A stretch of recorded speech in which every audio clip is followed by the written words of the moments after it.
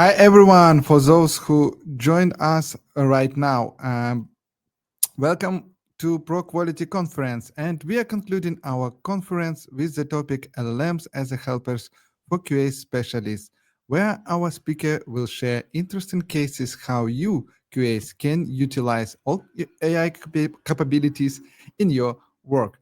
My name is Vyacheslav, and I will be the host of today's session. And please say hi to our technical moderator, Timur, who is making sure everything runs smoothly throughout the presentation. And let me introduce our speaker, Maksim. Hi, Maksim, and it's great to see you here at ProQuality Conference. Hello, everyone. Hello, Vyacheslav. Thank you very much. Maksim, your talk will be focusing on AI and using AI in testing. AI has become a trending topic at nearly every conference, including ours. And I wanted to ask a question that we heard several times throughout our conference, but just want to hear your own opinion. Will we, as QAs, be replaced by AI in the nearest future? That's a good question. For many years, when I work in IT, I heard so many times like QA specialists will be replaced by automation, by some technologies, by some processes, or by some programs. Or now I heard a lot about that QA specialist will be replaced by AI, of course. But in my particular experience, every year, QA specialists have more and more work. The more technologies we have, the more work QA specialists have. So I'm pretty sure that we not will be replaced. An opposite, I think we will have more work in the future because of AI, because it will be more applications, it will be more features, feature delivery speed will be increased. So QA specialists will have a lot of work in the future. I think it's so. That's a valid point, and I think that the more complex and more complicated our QA work becomes. Before we start the main part, so Maksim, you can upload your presentation right now. Dear audience, feel free to ask any questions in our chats. We will address them to the speaker in the Q&A part at the end. And also feel free to subscribe our YouTube channel. That's very important for us for our further growth. And now let's get started. And Maksim, over to you. Okay, thank you very much. So again, hello everyone. Today we are going to talk about large language models as helpers for QA specialists. My name is Maksim Stelmakh. I work in IT for more than 15 years and more than 10 years in IT quality assurance. I have experience in different projects such as e-commerce, education software, game development, AI computer vision, and fintech. Today, I want to share my experience of using large language models in QA work and career. I'm going to share real working cases with examples. I'm really inspired how AI projects can help us in so many ways these days. But I'm totally opposite of using AI everywhere. I believe that we should use it in those areas where it can really save our resources. So let's get started. Our agenda is on this slide. We are going to discuss several most useful directions of using AI in QA work and career. But first, I would like to start from the very important rules. When you're using LLMs, you always need to keep it in mind. The first one, LLMs are not honest.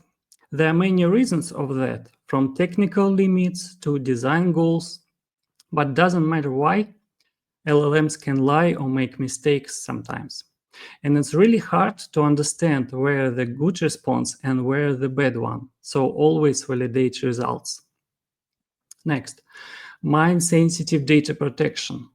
especially if you are using cloud-based LLMs like ChatGPT, Claude, Gemini, Copilot, Perplexity, or any other of them. Be curious and safe-able. LLMs are great tools, but they are only the tools, not magic solutions. So gain your knowledge and use it wisely for better results. Okay, the first and very useful case is an interview preparation. When you are searching for the job, LLM can help you to prepare fast and effective. You can try these prompts to make a quick research, adapt your CV or resume, and prepare interview questions for a specific position. I'm against to fully write your CV or resume by LLMs, but they can give you really good advices how to build a strong resume and highlight your best qualities. Here the first example. I asked Gemini to process one of positions from my own company, and it really summarized all the data and requirements, gave me a plan and questions to prepare the positions. And the results were pretty accurate according to my knowledge about positions from our company.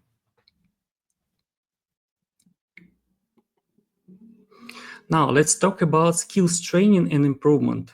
A very important part, right?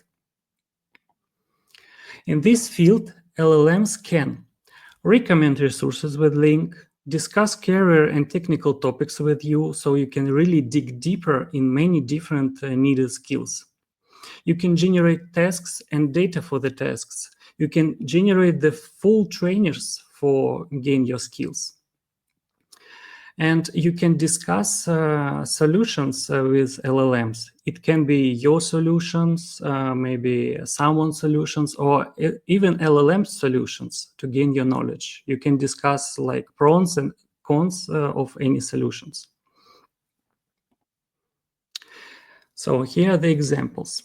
The first one is very simple, nothing special here. You can ask LLMs to analyze which resources are better for your goals according to different conditions.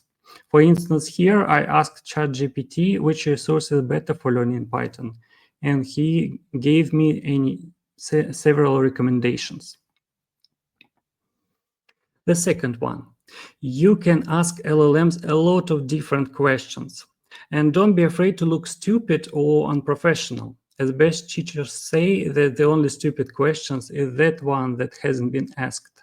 So you can really dig deeper your knowledge, asking sometimes by maybe stupid questions that you think, but you can really understand what's going on. Generating data. In this example, I wondered if LLM can generate an example of technical logs to test or train some skills. And ChatGPT generated it according to my prompt. Now you can see a little bit. Next, I asked to generate tasks for testing some skills. I offered a couple of tasks, and ChatGPT made other 10 tasks. Sometimes I use such technique for refreshing my skills. For instance, like here for regular expressions or for SQL skills.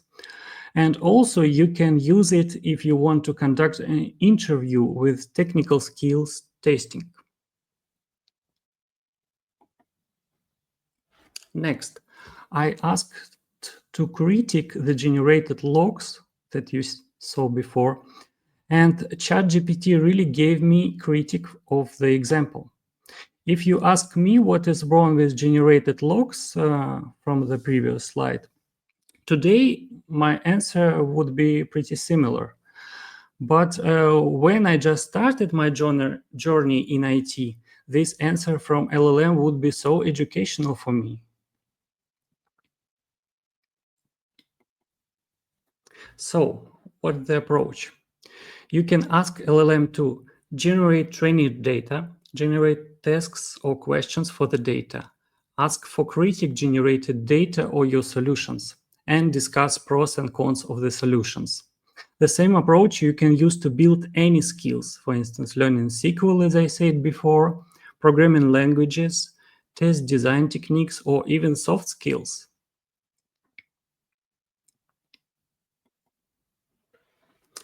Next purpose is help with test documentation. LLMs can increase your documentation quality and your test coverage if you use it wisely. When you have a complicated feature, you can ask LLM to help with generating test scenarios, and maybe it will help you to add some scenario that you would miss without LLM. If you have too many tasks, you can ask LLM to help with priorities. And my favorite feature, risk brainstorming. When you need to predict testing risks, there are always tons of possible risks, right? But you need to find the most important and possible of them. But the biggest problem of test risk prediction is that we can miss them before testing, otherwise it would not be called risk. And the LLM can think about your feature and give really good advices in this field. Later I will show you. For example, I would like to use my real case from KYC feature test preparation. KYC feature, Know Your Customer, is highly sensitive for quality because critical bugs in this area could easily cause troubles for your company. It can be both legal, financial, or reputation problems. Also, KYC feature usually is a very complex system of a variety of services working together. It can be your local services, it can be third-party solution, but usually they are working together in a very complex system. And another part in my experience that I had to pretend me as a time traveler to count all possible cases in KYC feature. I will describe a little more. So for KYC feature, our company asked clients for documents. For instance, it can be proof of identity documents.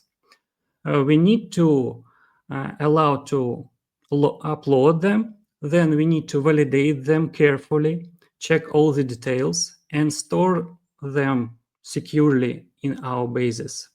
Sometimes we need to use some third-party solutions. And all this we need to do according to law of different countries. So it's really hard tasks. And if some proof of identity or some document has expiration date, we also need to count this date. And when the date of expiration comes, we need to ask for new documents. So it's really complicated. And it's really big for just one or two QA specialists. So I asked LLM to generate test scenarios for this feature you can see. And it offered me some reasonable test scenarios. Please note on the screen. Here I use main rules that I mentioned before. I share only simple business requirements for describing the feature without specific details. So I protect my company's sensitive data. Also, because I do not share all of the details, that means that I'm still in charge of results and I'm still safe-able.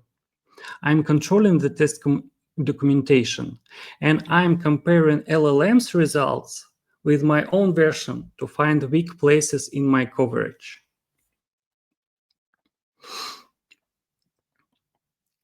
Next. Here I ask LLM to write detailed test cases for some scenarios. It also gave a structured answer.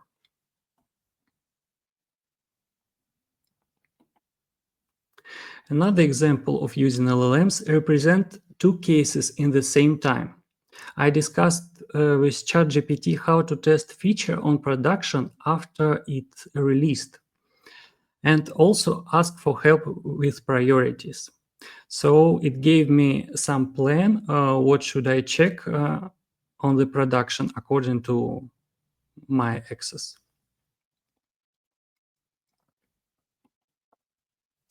And here the example of risk brainstorming with LLM. I said before that this is my favorite feature. That is because it looks like I discuss the feature with my colleagues, and together we can think what will go wrong. You can see some examples on the slide. Okay, and we go next. Also, I wanted to highlight that such tasks as test documentation generating or even brainstorming are pretty easy for LLMs, even in older and weaker versions than the moderns. For instance, the second screenshot, you can see it now, is a screenshot of ChatGPT 3.5 version, and it also looks very helpful. All these points I should keep in mind when I think about testing risks. That means that you can solve such tasks cheap or even use some compact models locally on your computer. And it will help you, and at the same time, it will be pretty privacy for you. So, about approach. If you are using LLM for test documentation, use only common details to describe feature or use local models on your computer with privacy protection. Compare LLM's answers with your own version to gain better results and test coverage. Otherwise, you can miss some scenarios. For instance, if you just write your own scenarios, you can miss some of them.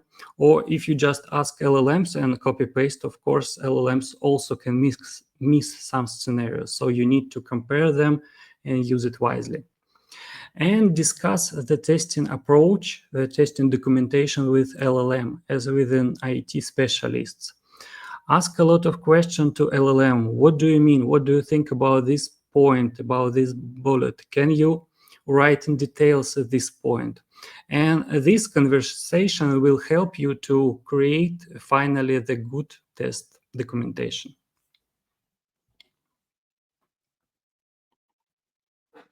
Okay, next talk about test data generation. I will show you a couple examples. So first, I needed a variety of addresses for testing our address validation form. The task is very simple, but I couldn't know all formats of all countries' addresses. And if I have to Google it, it could take a lot of time. I mean, a lot. But LLM can give you such examples in just a minute. And because he knows a lot of text, a lot of information, it can compound some addresses on different languages with different formats. Another example, I needed to emulate users from different countries with different IP addresses using our application. So LLM created a table of users with different IP addresses for me. There were some mistakes in the table, but after validation and refinement the table, I was ready to start testing. If I would search for different IP addresses in the internet, it can take a lot of time according to list of countries and regions. But thanks to LLMs, this task looks easier right now.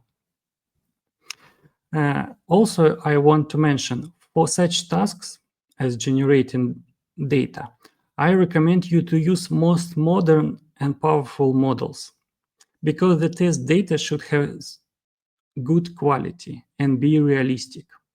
And LLMs can make a lot of mistakes in the results. So, for instance, in this particular task, ChatGPT version 3.5 could write wrong IP addresses in the table. It could be like from 30 to 100% mistakes. Can you imagine that? But for ChatGPT version 4.0, it makes only from 0 to 20%. So it's much more accurate and you can work with that easily. So the approach.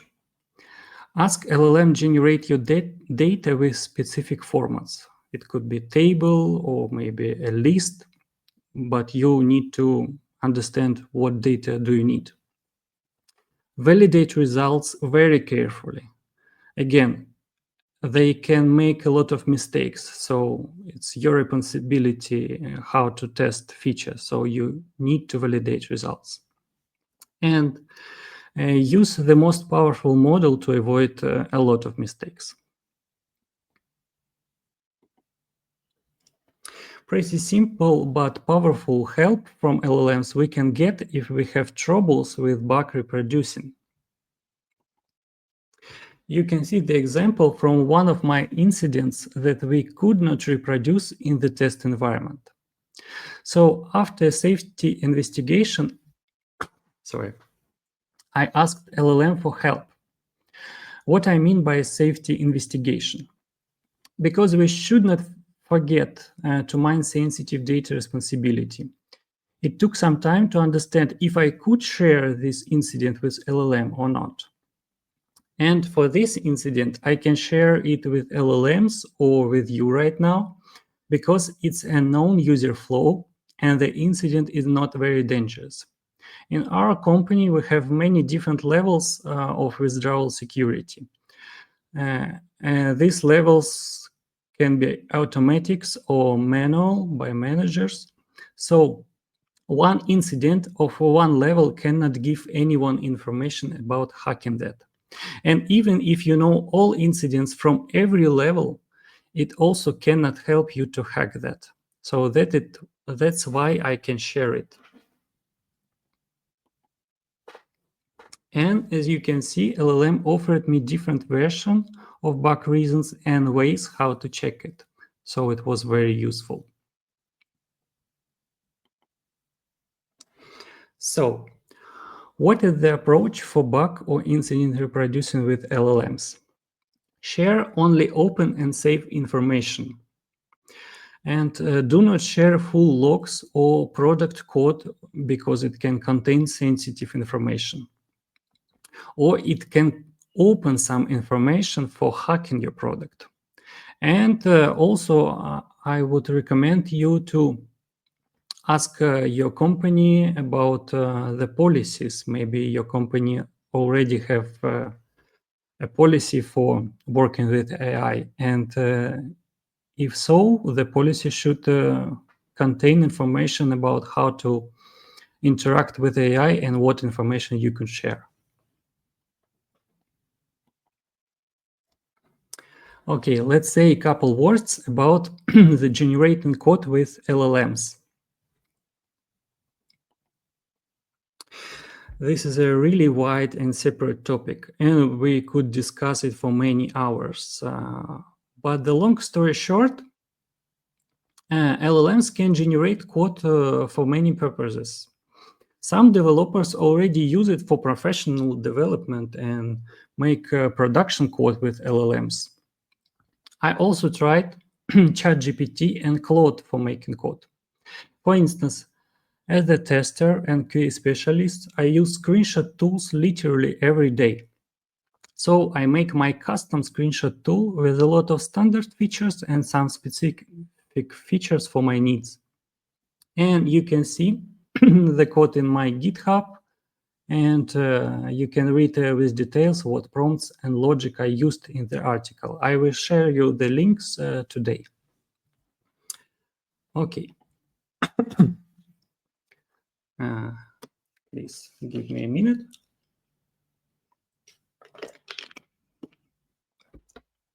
Here you can see my first prompt to start generating the application. And after the second prompt, I had a first and working prototype. Can you imagine that you can create a working prototype just in minutes? Of course, it's raw, but again, it works in just several minutes. Adding most of features was not very complicated. Here you can see prompts for adding drawbar and draw text functions. Pretty standard but useful functions.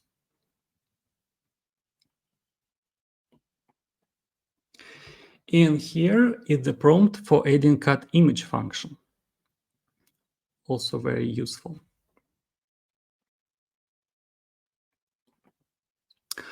Of course, there were bugs, but LLM can fix many of them if you describe it well. I'm going to show just a couple examples. The first example, it were bugs of error rendering. After I enter these prompts, LLM fixed them well. And you can see the final result on the image.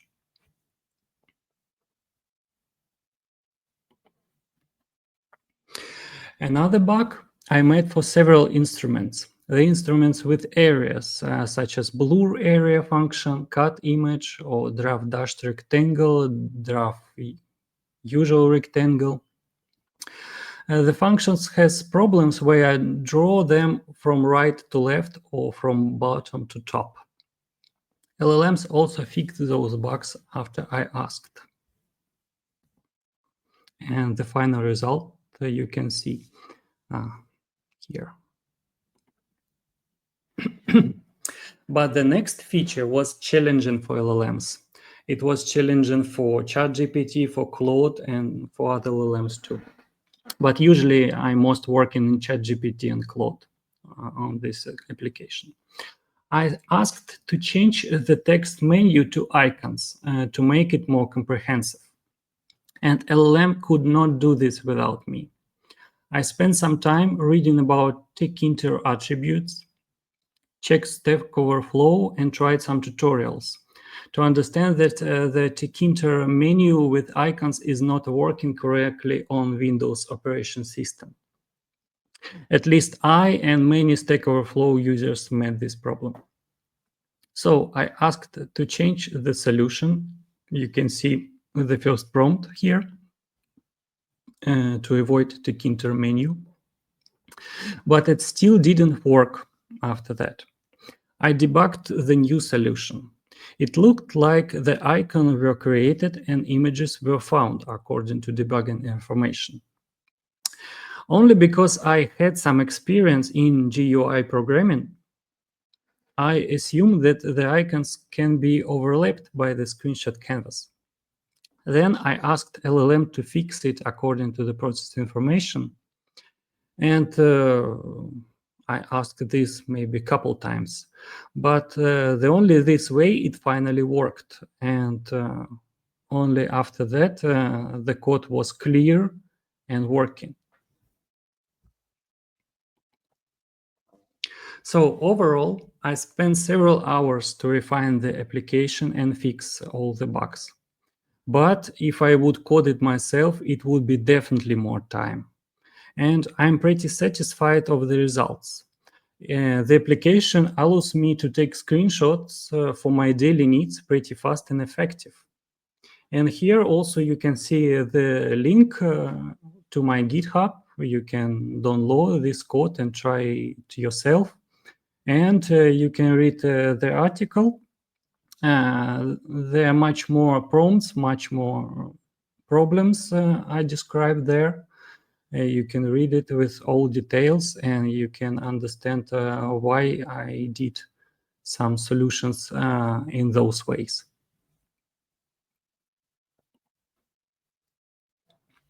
So I'm not the greatest expert in programming with LLM, but I'll try to summarize my experience for you. First, you need to have clear requirements and tasks for LLMs to reach success. So it's the same like you're working with developer, right? If you have clear requirements, the developer, any developer or AI can make the work much better.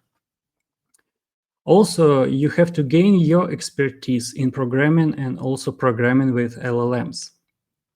And you need to check the code and solutions very carefully to prevent bugs and to avoid deadlocks, because sometimes LLM can reach the deadlock and you need to figure it out by yourself. The last one also means that you should be ready to find out by yourself. I want to highlight this, why some problems appeared and be in charge of development. So you need to have some developer background or knowledge. So you need to always gain your expertise in this field if you want to work with LLMs as a developer. So, conclusions of all our topics. LLMs can significantly improve your productivity.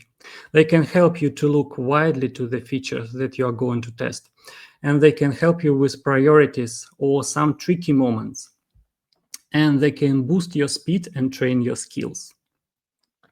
Always keep your sensitive data safe. These rules actually related not only for AI, it actually related for any tools, especially cloud tools. Do not fully rely on LLMs because they can make mistakes and create wrong information and make broken data. And the last one, I want to highlight that LLMs are not magic. So interact with any LLM as with a tool. You can also consider them as subcontractors. You can delegate some work to them, but only you are responsible for the results and for the safety. And also, you can consider them as your colleague from your professional field, but they are not from your company and not from your projects.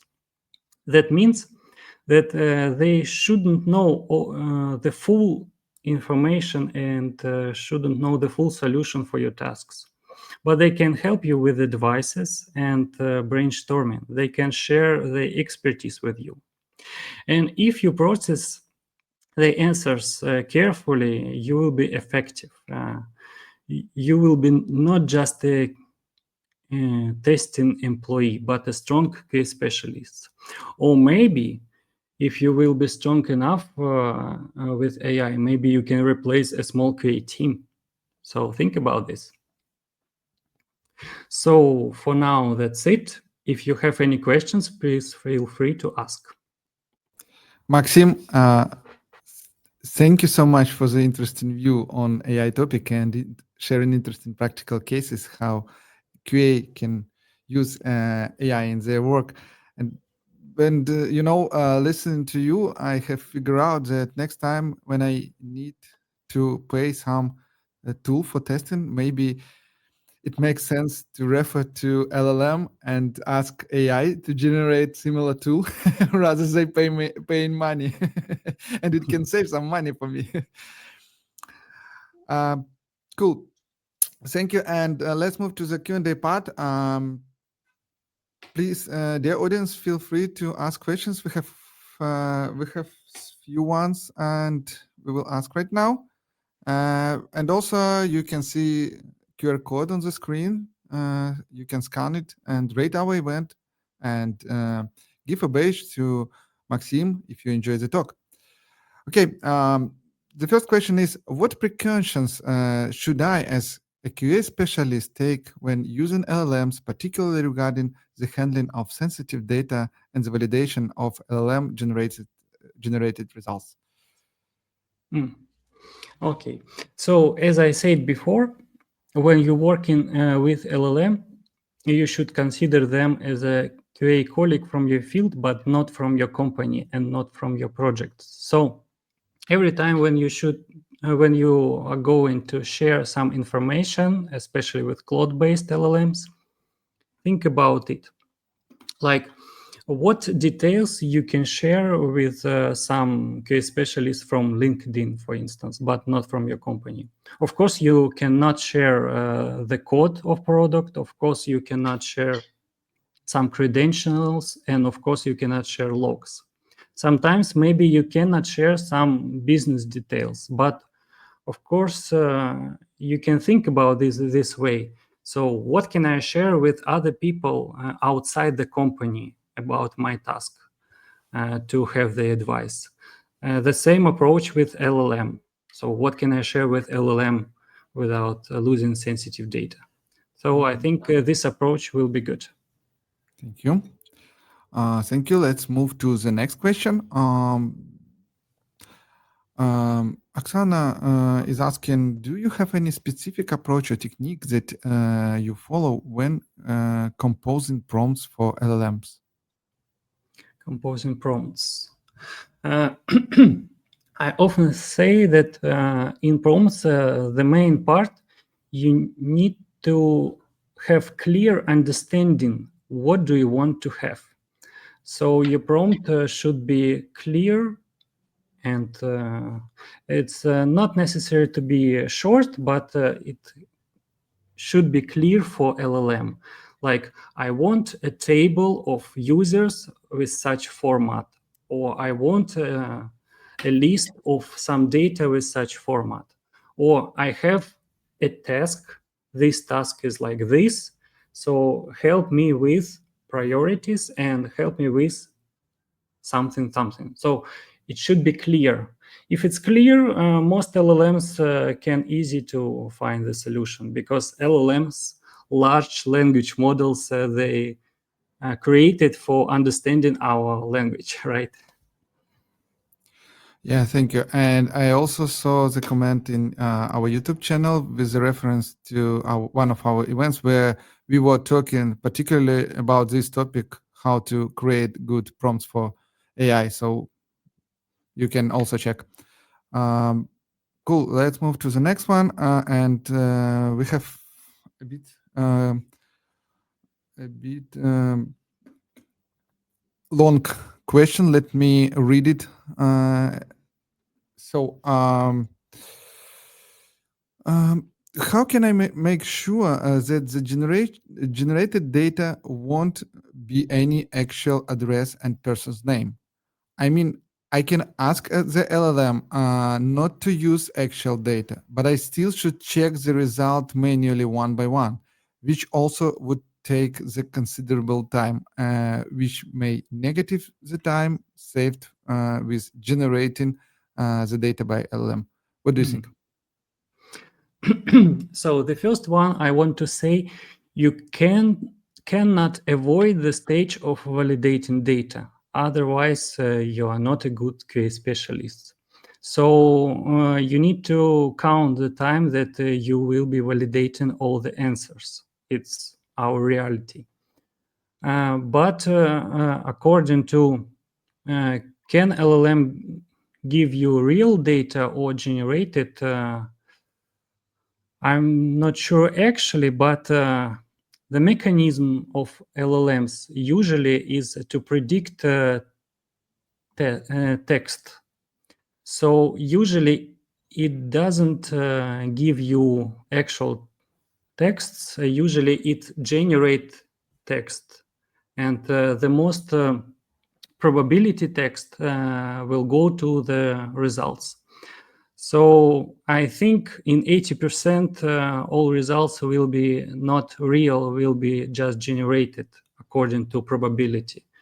But of course you need to validate, and I think there can be cases that sometimes the generated response will be the same like some real data. You need to check it. Yeah, thank you.